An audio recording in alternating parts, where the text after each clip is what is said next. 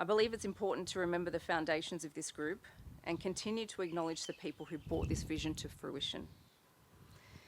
In 2017, Tom Dar's father, Tanus, was killed by a suspended and drug-affected driver. In the weeks and months following and throughout the investigation, Tom was supported by then Chief Inspector Katie Orr, who was the New South Wales Police Force Crash Investigation Unit Manager. Katie supported Tom and his family through the gruelling court process and provided them with compassionate support until the matter was finalised. It was during this time that Tom and Katie identified that there was no support for families affected by road crime and that something needed to change. Katie was aware of a support group for victims of homicide, so the logical place to start was there, and a meeting with Martha Jabor from the Homicide Victim Support Group was established. At this meeting, Tom spoke about the tragedy and the trauma that his family had suffered at the hands of the offender.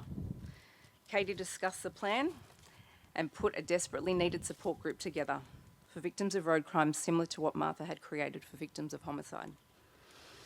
Martha, without hesitation, as we all know Martha, agreed to provide the guidance needed to form such a group. All three worked tirelessly together and met on numerous occasions to discuss the logistics of forming such a large group. Katie was required to navigate many hurdles within the New South Wales Police Force prior to the group being approved and subsequently formed. Katie spent countless hours of her own time making sure this group was established with a firm foundation with support from all the right people in all the right places. Katie planned an inaugural meeting and invited family members who had been affected by road crime. And in March 2021, Katie, Martha and Tom hosted the very first Road Trauma Support Group victim support meeting that was held at the Traffic and Highway Patrol Command headquarters. Then Assistant Commissioner Karen Webb attended this meeting and welcomed such an important support network, further pledging her support to the group.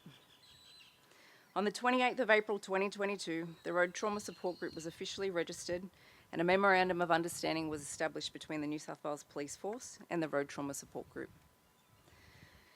The Road Trauma Support Group has been hosting monthly meetings for families affected ever since, and this changed the lives of many family members, as I'm sure you can all agree. And most of you are here today. If now Superintendent Katie Orr, Tom Dar and Martha Jabor would be upstanding,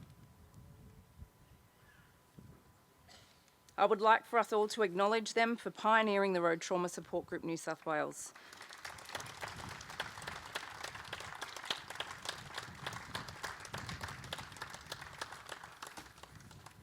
For without them, we wouldn't be here today.